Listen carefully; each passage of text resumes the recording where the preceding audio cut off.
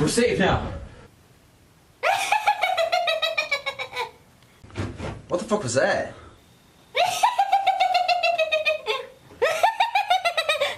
Oh, it's Halloween.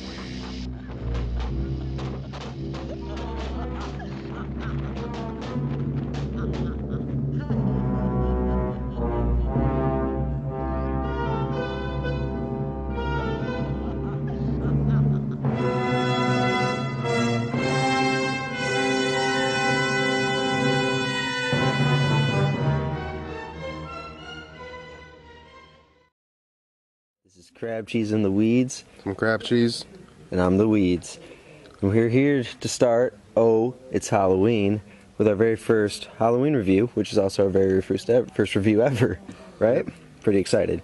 Alright, so why don't you introduce the movie? First movie we watched was Frankenstein Must Be Destroyed.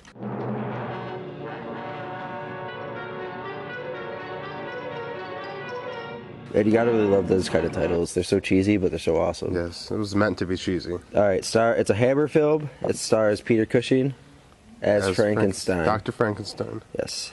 And what did you think? Well, I thought it was very boring. Alright, Yeah, it's the 6th movie in this Hammer Frankenstein series. Yep. There's no monster involved. Not it's really. all about Dr. Frankenstein. Yeah, and there's a lot of really slow parts, but I thought some parts of it were pretty good. Like the opening scene when they're fighting when he's wearing that stupid mask. I thought that was pretty cool. And the ending was pretty great, but we'll get to that later. Okay, the opening scene where this old Dr. Frankenstein man is lifting this other guy up. They're fighting. And he's picking him up by his neck and throwing him against the wall. Like he's some kind of Superman. What's that about? Only Lord knows. I feel like it was a bad fight. Most fight scenes are bad. Really? There's a lot of good ones in the old Hammer fight series. scenes. There's a lot of good ones in the Hammer series. Well, you need to show me those. We will eventually. Alright, eventually. Okay, but I thought that Peter Cushing was really great, but the whole plot was very convoluted and kind of confusing and kind of stupid, and we didn't care about it. It was about kidnapping this doctor and then fixing his mental illness, but oh, the doctor's dead, so now you have to take his brain and then put it in another Frankenstein's body. raping this girl, and Yeah, Frankenstein rapes a girl. it's pretty weird. There's no monster, so what you do is you take Dr. Frankenstein and have him do like the worst thing you can imagine, and that's rape. You turn him into the monster. Exactly. I kind of like that dynamic, but it could have been done a little better. But man, the ending is great. I thought like the last third or last 30 minutes of it was great when the doctor, he transplants the brain into the other man, but his wife thinks that he's dead. And then that's kind of tragic in itself, you know, because we know he's still alive out there, just in a different body. And then he comes to her and, you know, she doesn't believe him that it's actually him. And then he takes his revenge on Frankenstein.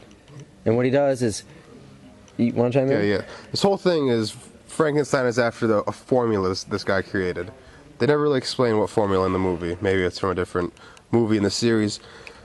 So this guy knows that's what Frankenstein's after. He goes to his house where he's got the papers Frankenstein's looking for. Yep. He gets Frankenstein in the house. He's doused the floor with gas, all the doorways. And he tells Frankenstein, all right, formula's in one of these rooms. Choose a door wisely. And he goes, tries opening the door. Every door this guy goes to, the doctor, Bennett or whatever. I don't remember what his name was. I don't either. He's chucking these lanterns at the door. Flames are everywhere. This is his plan. He wants to get him in the house just to burn it down with Frankenstein in it. Yeah, and then the whole time there's a subplot of his assistant, Karl, right? That was his name? Yeah.